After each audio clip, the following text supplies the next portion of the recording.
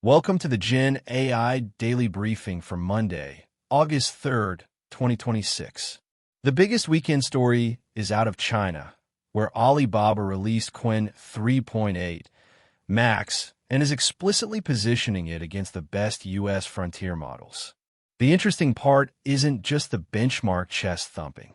It's that Alibaba is again using the Qwen line as both a national capability signal and a commercial wedge. Broad availability, fast productization, and aggressive ecosystem seeding. For engineering leaders, the takeaway is less about whether this specific release is definitively better than Claude or GPT on every eval, and more about the fact that the top tier is now structurally multipolar. If you're building globally, model routing, compliance partitioning, and region-specific deployment stacks are no longer edge concerns. They're first-order architecture decisions. And technically, Qwen's significance is that the openish and broadly accessible camp keeps narrowing the usability gap with closed frontier APIs. That changes procurement behavior. Teams that would have accepted a premium closed model for coding, document reasoning, or multilingual support now have more leverage, especially if they can tolerate some eval variants and do their own guardrail work.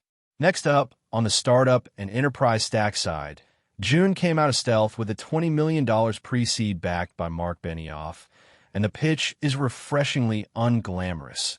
Solve the AI deployment problem.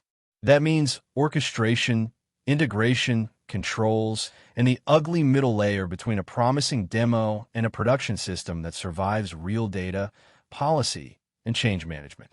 This is where a lot of AI projects still die. The reason this matters is that the market is starting to fund the plumbing again, not just model companies and flashy agent wrappers. There's a growing realization that adoption friction is less about model IQ and more about reliability envelopes, data contracts, security boundaries, and operational ownership. In other words, the next value wave may come from making AI boring enough to trust. If June executes, it's joining a crowded but important category, the platforming of enterprise AI implementation.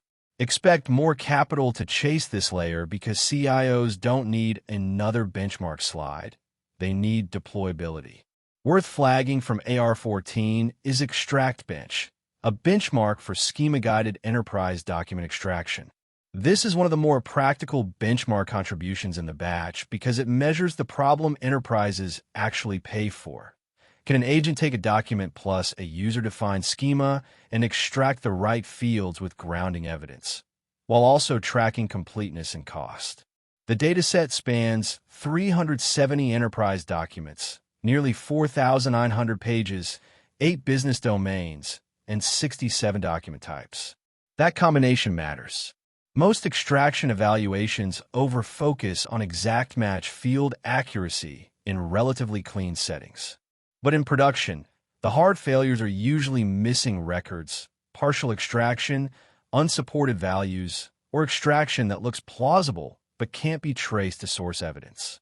ExtractBench's inclusion of grounding metadata and cost is especially useful because enterprise buyers increasingly care about auditability and unit economics as much as model quality. I'd expect vendors building invoice processing, underwriting, claims, procurement, and compliance copilots to start citing this kind of benchmark if it gets traction. On the inference side, 2 papers are worth putting together because they hit different hidden costs of agent workloads. The first is TokTier, which argues that tokenization itself is becoming a meaningful serving bottleneck. In agent systems, especially coding agents, calls often append a modest amount of new text to a very long prior context. Even with high KV cache hit rates, many front ends still retokenize the entire request on every turn. TokTier proposes exact stateful tokenization, so the system can reuse prior tokenization state instead of recomputing it. This sounds like a niche optimization until you remember that in mature agent stacks, latency is now death by 1,000 cuts. If prompt caching already works well, the next inefficiency moves upstream. The paper reports tokenization can account for a surprisingly large share of time to first token under high cache conditions. So this is one of those infrastructure improvements that won't get a flashy launch video, but could materially improve agent responsiveness and serving cost. The second inference paper is ResKV on KV cache compression for long context inference. Most fixed budget approaches either evict tokens and lose their contribution entirely, or merge them and perturb retained representations. ResKV's move is to keep an exact main cache while summarizing the omitted attention contribution as residual statistics. Conceptually, it's trying to preserve what the evicted tokens would have added to the softmax numerator and denominator without retaining all of them explicitly.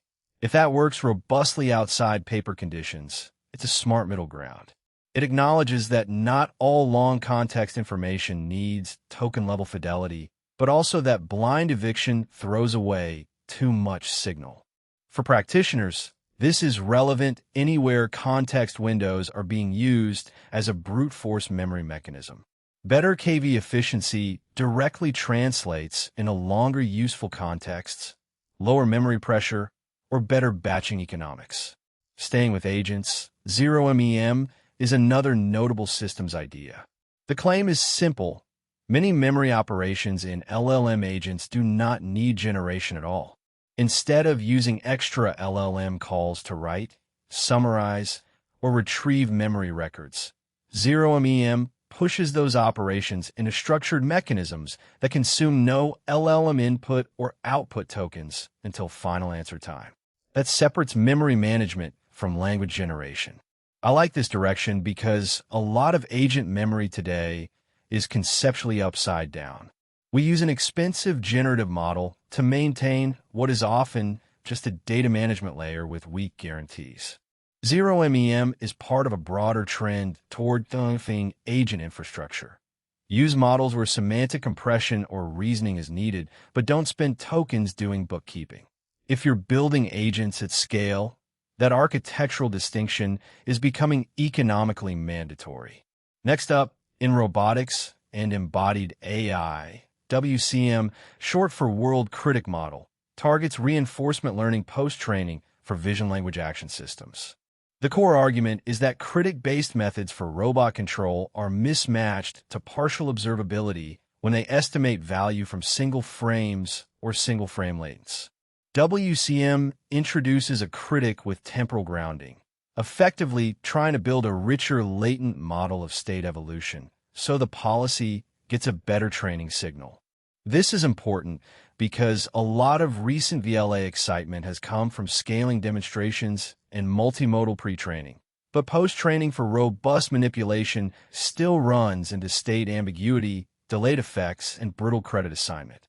If the critic is underinformed, RL improvements plateau or become unstable. A more world-aware critic is a sensible direction, and it hints at where embodied AI is going next.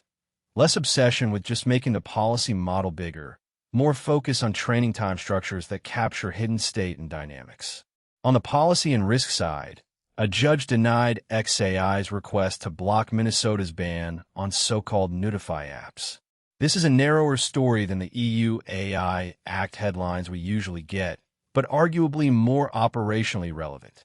It shows state-level regulation can directly shape product categories even before broad federal frameworks solidify.